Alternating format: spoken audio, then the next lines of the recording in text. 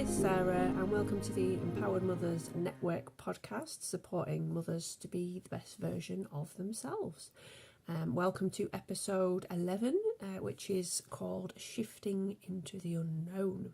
Now, at the moment, before I record each episode, I kind of sit for a while and see what comes up, a bit like I used to do when I used to do the monthly energy reports. See what kind of topics are coming up for that I feel like need talking about at the moment for people, and what people also might be moving through. Because I think you often find, like, when you're moving through something personally, if you start going out and chatting to people, it turns out a lot of other people are kind of going through the same thing at the same time. So I felt like shifting into the unknown is something that quite a few people are going through at the moment, especially with the wider global situation, and that is kind of filtering down into our own personal lives as well. So again, this is meant to be like sort of not a deep dive, but like a sort of high level look at the concepts of shifting into the unknown. I'm going to kind of talk about when this can happen, what can kind of put blocks in the way of others actually shifting and moving through into this unknown territory that we're moving towards, and also like some tools that we can use going forwards to basically let us step into our own power and feel more confident moving forwards, and almost like that kind of mentality of knowing we can't fail kind of attitude. So I mentioned there that like shifting into the unknown is happening for quite a few people at the moment, I think. And it's not just at the moment, it's something that happens to everybody at, it can happen at sort of more set life transitions in your life. So for example, as a woman, you step into the unknown, I think, when you sort of go from being a girl to becoming a woman. There's also, the transitions that continue on as well. So on that theme for women is like moving towards birthing, so pregnancy and birth, especially as you're like in the last couple of weeks of your pregnancy and you move towards the actual birthing of the child. And that's really, especially the first time you do it as well, it's really stepping into the unknown, because you just have really, other than maybe videos or whatever, you've not got much frame of reference. Going through menopause is another like life transition. So all these major life transitions, of course, the biggest one that we all are going to face is death. And we might, go through that first by seeing the death of another person close to us, and then ultimately our own death. So those are the kind of set sort of transitions that most of us face in life.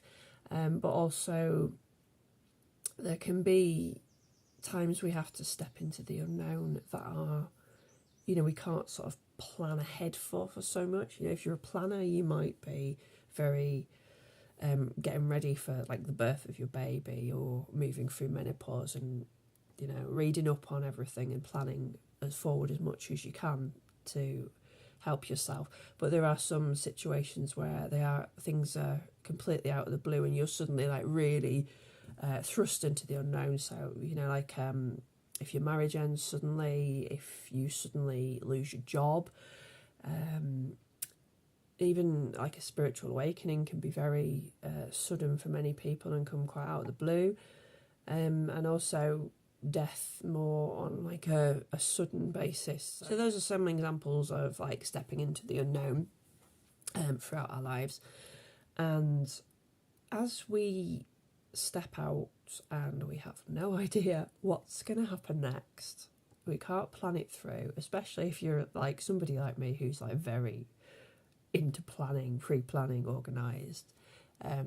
Again, it depends on your personality type, I think, of whether you naturally step into the unknown a little bit easier than some people will. So if you're someone who kind of tends to go with the flow, and that's naturally your personality, as opposed to needing to know what's going to happen when and pre-planning everything, and it's going to be a little bit easier for someone who is more innate in going with the flow to step into the unknown. But that doesn't mean that it's going to be dead easy for them and hard for a planning type person. There are generic things we can look at, whatever our personalities, to make it easier on ourselves. So I think the first thing we need to confront as we step into that place of not knowing is the fear that comes up. So probably I would say fun. If you're not feeling fear, if you're stepping into an unknown situation, then you've either got a lot of like past stuff healed, and you're well on your way. But I think most people are going to feel some degree of fear. That might be like kind of a low level anxiety, or it might be full blown panic. I have no idea what's going to happen, and I have no idea what to do next. So I'd say fear is usually universally present to some degree, and I think that's okay. A lot of times we're kind of taught in society, like fear is a bad thing, and we need to fight it and overcome it. As a side note, that just reminds me of a lot of the narratives that are put out there about cancer, actually, where cancer is sort of seen. There's a lot of language, like in the press and things, about fighting cancer, and people battle with cancer, and you fight to overcome it. And I don't think that this is the right language for cancer, and I was just thinking it's like not the right language for fear either. People with cancer don't battle, there isn't a fight. It's not like you pitted against cancer. It's an illness, and ultimately people die from it, and that's through no fault of their own. It's not because they didn't battle hard enough, it's not because they didn't fight hard enough. It's just the wrong language to use, I feel, that you fight something like that. And I feel, again, with fear, we don't need to fight fear. Fear isn't the enemy, it isn't the opposition, really. It's something that we need to lessen its hold on us, so it's not completely stopping us from moving forwards. But at the same time, it does have gifts to bring us, so it can show us, it was a biological thing. It was supposed to show us where there might be danger in our lives, and to kind of back away from that danger and naturally, ultimately live longer.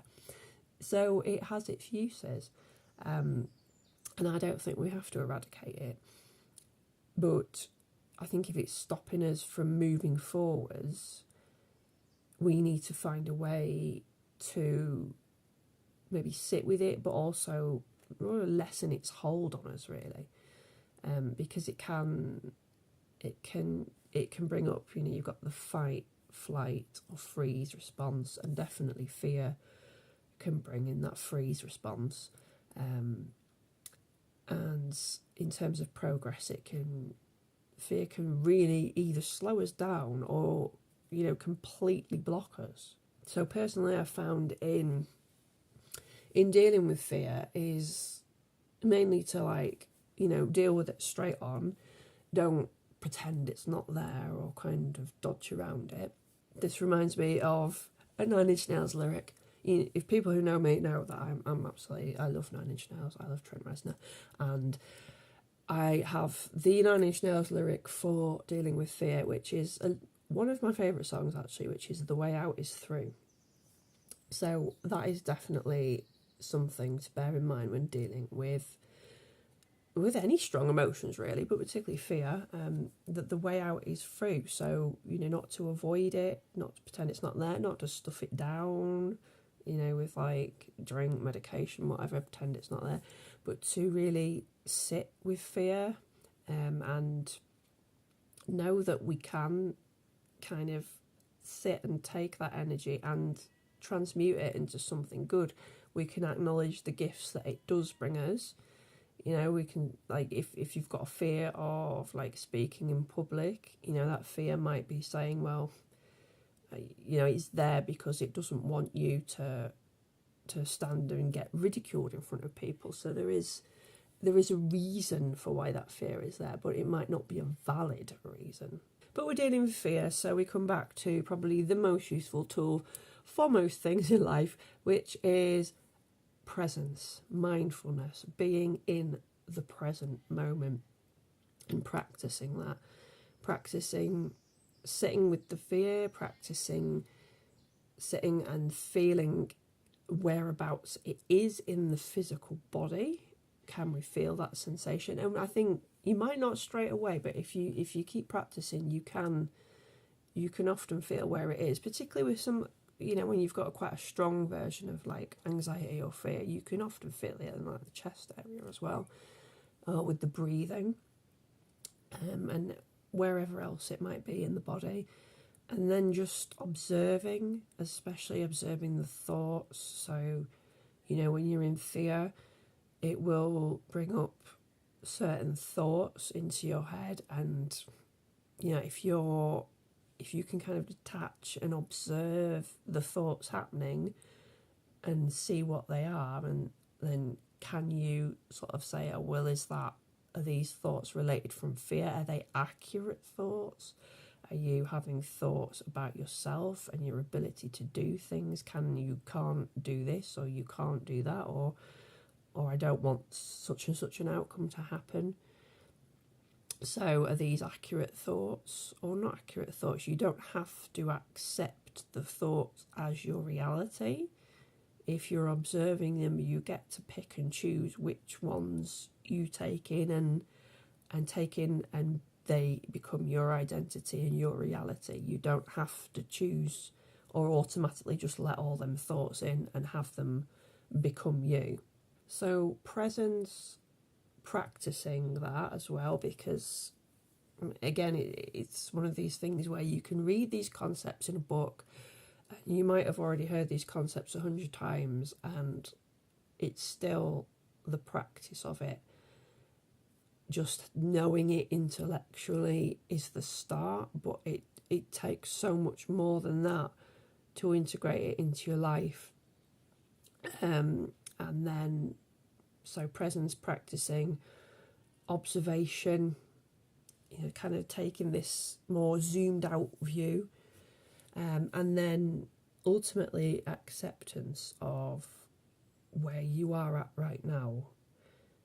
So acceptance of everything that's happening, all the feelings that you're feeling, all the thoughts that you're thinking. It doesn't mean acceptance of, like, if bad thoughts are coming in, or what you term as bad thoughts, because really all thoughts are neutral. It's our interpretation of whether they're good or bad. So yeah, acceptance doesn't mean like accepting a bad lot in life type mentality, but just accepting what is and sitting with that.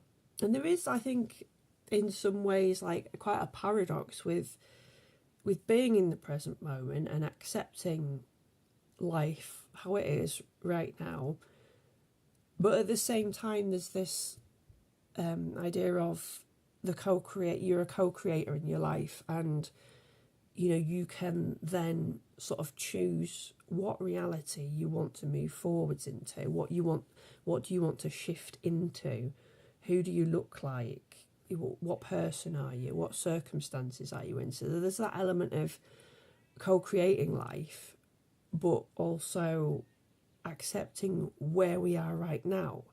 And often for most people those two places look different, and that's kind of where the resistance is, like the difference between what you want your ideal self and ideal life to be and where you are at right now. So yeah, this is overlapping. It overlaps with the law of attraction. Sometimes, like, the law of attraction, I think, is a useful thing, but I don't think it's like, I think we look at it so much nowadays as like a standalone thing. That brings me into, like, the concept of things like plants. if you know anything about plants, like you've got individual constituents of plants that are isolated to make medicines, but they're not as effective as if you consume the whole plant as it is. So it's like parts of the whole kind of thing. And I think the law of attraction is like that. We're isolating that particular part too much and focusing on it because, you know, we want certain things in our life. And so we just focus on the law of attraction as a singular part. Yeah, for me, the law of attraction is there's quite an influence of like keeping positive thoughts. Again, I think it's been skewed a bit over the years as people have studied it and shared information online. A lot of information now is about, you know, keeping your thoughts positive and using it to manifest particularly material things. And I'm not saying you can't do that, but yeah, this paradox of what we want to be versus where we are now, and the bit in the middle is the resistance. So it's the knack of envisioning yourself as you want to be with the qualities that you innately know that you can have but are maybe blocked and suppressed in the present moment, but seeing those active within yourself now, seeing that as your present self now, while simultaneously accepting everything that is your reality now in the present moment. So it's quite a paradox. It takes a lot to get your head around, and I am still studying this. And I feel like for years I was kind of tottering around the law of attraction too much and focusing too much on that. And now I've opened up my studying a bit wider, and I feel like I'm starting to get it. But there's still more progress to be made, definitely. But interestingly, as I feel I am starting to get it more on I'd say more like on a body-mind connection is improving, and more on a deeper level, getting it rather than just getting it on the intellectual level of I've read it in a book and I understand it. That came first, but now it's starting to really kind of shift down. And you have to kind of start embodying it, really. And yeah, ever since it's starting to happen, it's also starting to happen that my physical 3D reality is changing, and things things are starting to happen. So verbally, this is such a difficult thing for me to explain, and I hope it helps in some way, but please do keep reading up about it, keep watching videos. You know, I think it's repetition. You've got to have people telling you these concepts different people telling you these concepts, because everybody's got a little bit of a different slant, everyone's got a different perspective to give, and it ultimately all adds up again, these parts, to make the whole. So what do we want to shift into? Where do we want to go from here? Or what are we willing to bring into our reality? Because it's the question of, do you shift forwards, or do you bring that to you, because all there is the present moment? So something I've been looking into recently is this concept of parallel timelines. So there's some interesting videos on YouTube about parallel timelines. Is it Aaron Doherty, I think? I might have got his surname wrong, I can't remember. Does a lot of videos on parallel realities and shifting into those. So that's really about the concept of, there are, the universe is constantly splitting. And this has, I think there's scientific evidence to back this up, that the universe is constantly splitting, and there are multiple realities and multiple versions of ourselves as we are right now, kind of dependent on previous choices and decisions and paths we've took. I guess it's all like a fork, it forks at each little section, and it forks off into a different reality. So if we're all here, and I assume we are, because we want to become the best version of ourselves, what reality, what timeline is that on the best version of ourselves that we can perceive and that we aspire for? So, parallel timelines is definitely something that's interesting, and I'm still sort of studying that at the moment, so I recommend, have a look into that if that's something that interests you. What I would say, referring back to this concept of fear blocking us, is that if you bring that into looking at parallel timelines, then you could say, as you are right now, if you're stepping into the unknown and you have all this fear, it can, if the fear is strong enough and we don't learn to work with it and transmute it, it can block us then from maybe certain outcomes, certain timelines are blocked then, because if we kind of let fear control our lives and don't work with it, it can block maybe some timeline that we do want to shift into. And often if you look at who you are right now and who you really want to be, the best version of yourself, the thing keeping you between them two places is some kind of baggage or block or limiting belief. And if we can get them, transmute them maybe, then we can move these two places which are separate at the moment and causing resistance into one place, into physical reality, into right now. Right, so I've probably gone on a little bit of a tangent there. Stepping into the unknown. It's a lot of the time with these podcasts, it's unknown. I have a bit of an idea of what I'm going to talk about, and then I just go for it. Two more things I think that are useful when we're going through these life transitions and changes, sudden changes, and we don't know what's going to happen next, is opening the heart centre. So opening the heart centre, again, I'm not going to talk too much in this video about what that is and how to do it. If you Google, is it Greg Braden? So it's, Greg as in G-R-E-G-G, Braden B-R-A-D-E-N. He has a lot of content about this heart-brain connection and all the science behind it as well, which I love. I think many of us here at this time have quite closed heart centres to some degree, and that can be through external things that have happened. Again, baggage, all the baggage stuff, all the limiting beliefs, all the sort of traumas that have happened to us in our lives.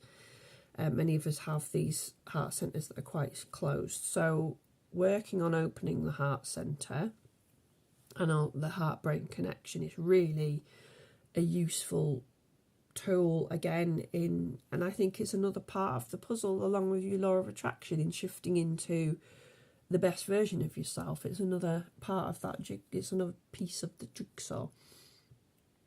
So essentially the heart centre radiates an electromagnetic output, and I won't go into all the science of that because I never remember all the stats in that, but it outputs electromagnetic frequency, and essentially if you can change that frequency and align that frequency and go back into the science and everything, the frequency of that, of things vibrating at a certain level of who you are now, and things vibrating at a certain level of what your desired self, outcome, situation, life, they vibrate at the same frequency, they are a match.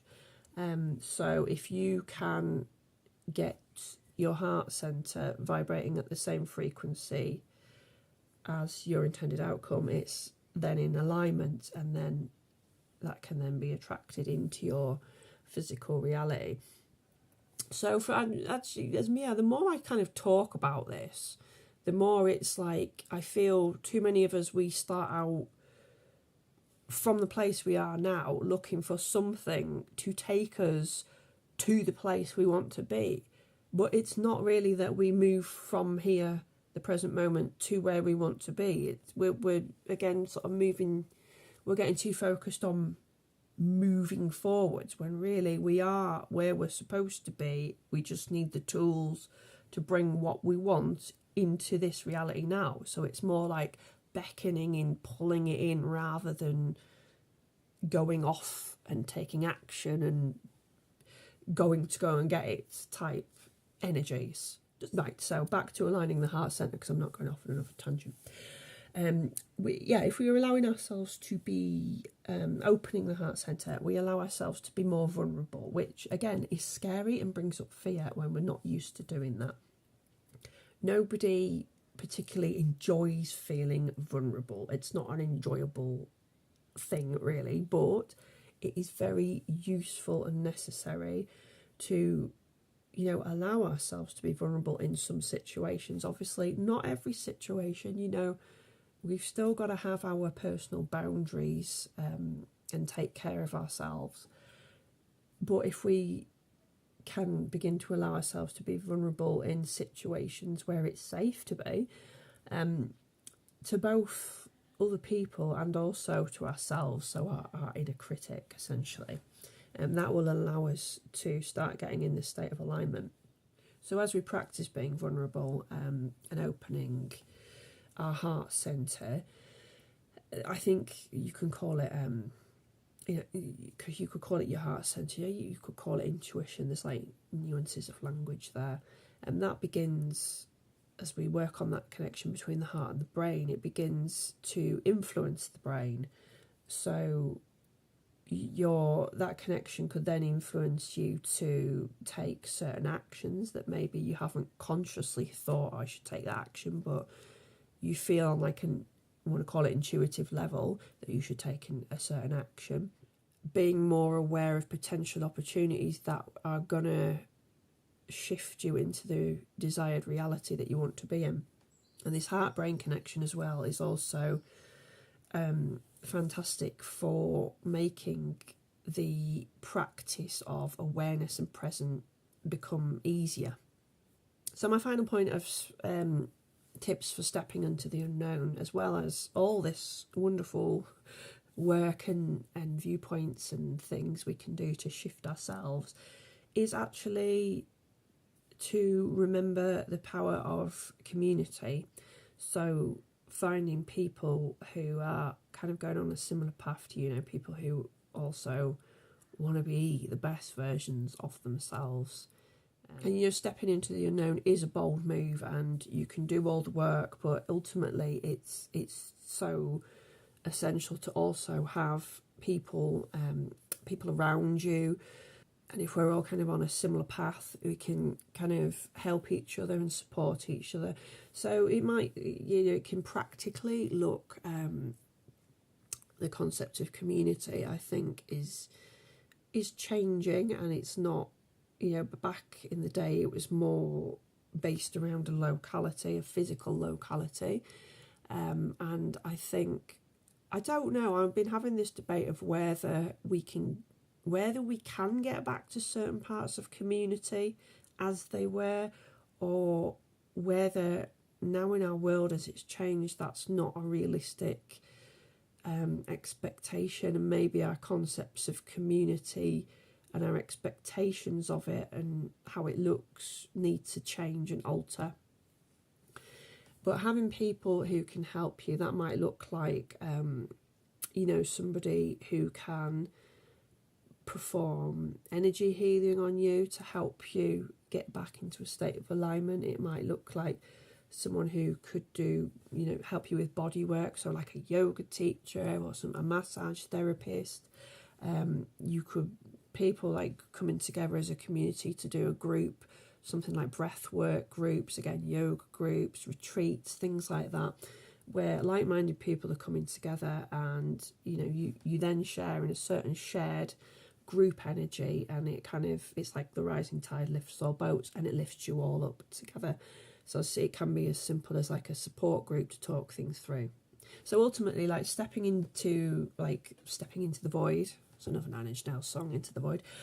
Stepping into the void when we believe in our own power, and that we can actually be the best version of ourselves, and that our physical reality then can end up looking vastly different, actually, sort of within quite a short period of time, when we really have that internal self-belief and almost knowing, and we don't, we're no longer sort of fearing what comes next. That the fear might still be there, but it's not taking centre stage, because we are much more sure of ourselves. We're much more in our own power. We're much more feeling like we are aligned. We're not fearing what's coming next, and we know that other people as well kind of have our back, even if it is like a path that we ultimately have to walk alone. So yeah, let me know in the comments if you've had any experiences of stepping into the unknown. Most of us have. There have been a few in my life, definitely. Birth of a child was definitely stepping into the unknown. So as ever, let me know your thoughts on what I've been talking about today. If you want to stay updated, hit subscribe and stay up to date with the latest episode of this podcast, or you can sign up to the mailing list at empoweredmothersnetwork.com and join us on the email there. But otherwise, I will see you for the next episode.